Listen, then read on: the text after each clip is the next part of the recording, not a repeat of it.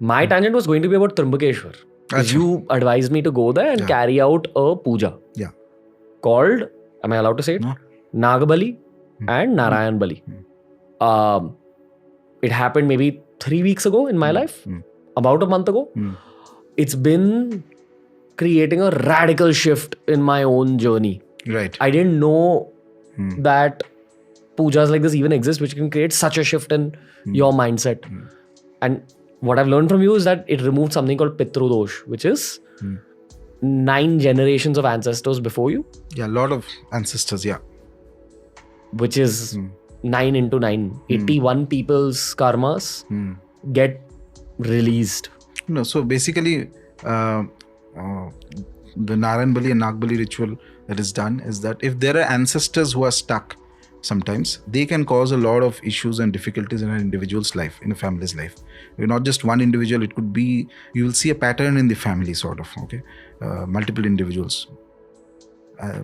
Problems in marriage, problems, oftentimes problems with children, either not having children or having children with special difficulties or special that type of children who require more attention than normal, okay, or sometimes some diseases, etc. happen. So these things can be figured out if there is an unsatisfied Pitru.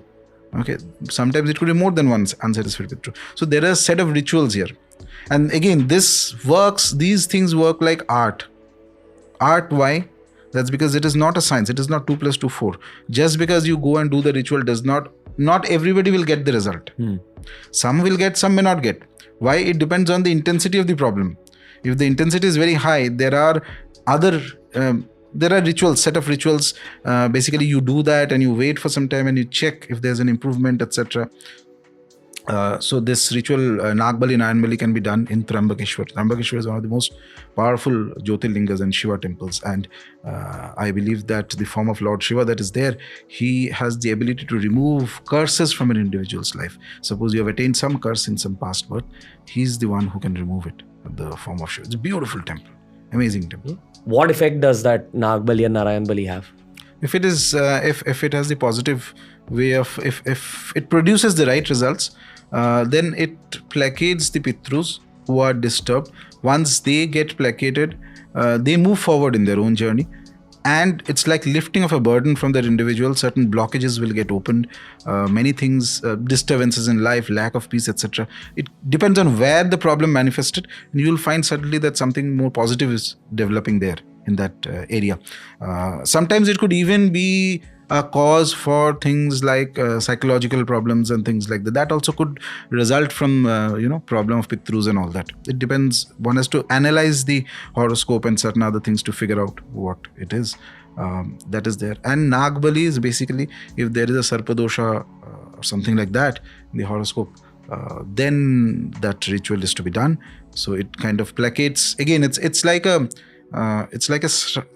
the way we do Shraddh ceremony of ancestors. So we do Shraddh ceremony of snakes, not actual snakes, by the way.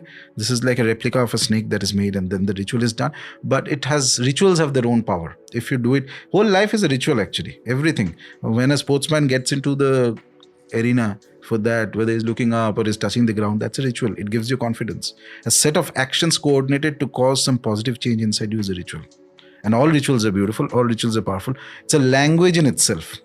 It's a language of communication. Those who don't know, they will think it is gibberish. Somebody who doesn't know English thinks that, what nonsense is this? Some blah blah is going on, etc. But if you know, it changes your perspective. Same thing with rituals. If you know what is happening, it's beautiful. If you don't know, you think that some superstition and all that. The word superstition is thrown around very easily. I feel more often than not, it is more like an excuse for oneself to justify one's lack of understanding of something. जो मैं नहीं समझता हूँ वही superstition है. Or will to understand. Yeah, that is also there. The ego is also there. Ego says, no, I don't want to understand. Yeah, I'm too cool for this. I already have too much stuff to worry about. Very good. Best of luck then. It often makes me think of a skeptic's spiritual journey. There's lots of people who just shut off to this. Lots of people all over the world. In fact, Earth minus India contains most of these people. Earth minus India, the Gulf, parts of Africa, parts of South America. The rest of the world is just in a skeptical predisposition at this stage of human history. Not even willing to believe that there's something beyond what the eyes can see. What happens to these souls' spiritual journey?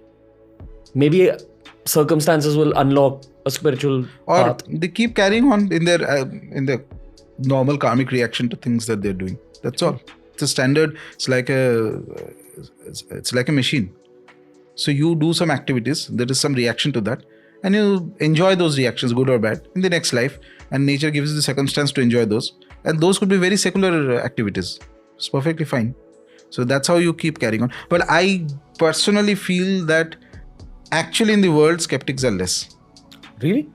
I feel that there's a different type of skepticism, which is, suppose I am talking from a specific, I'm talking from the dharmic point of view. Okay, you may belong to a completely different mindset, viewpoint. Okay, so you will feel that all this doesn't work, but you have your set of parameters to judge and understand these things. See, this is what works. Okay, I feel that any given point in human history, even past and now, the number of people who are actually atheistic is very less.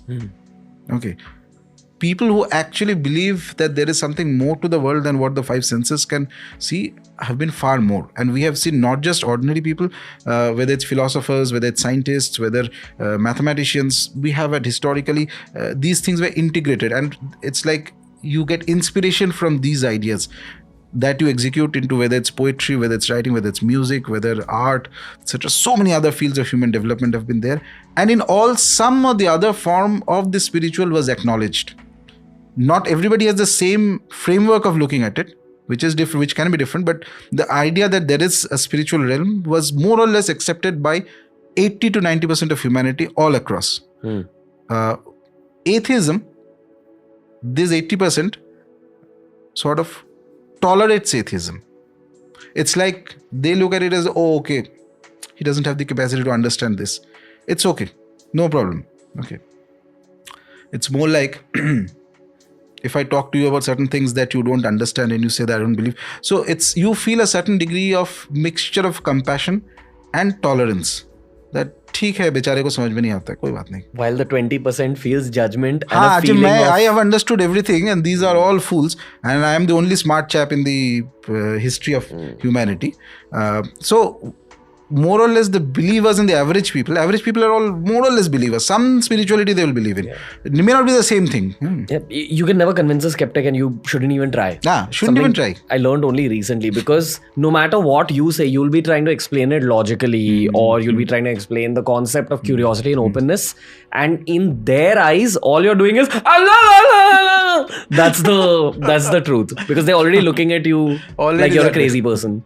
So that's what it is.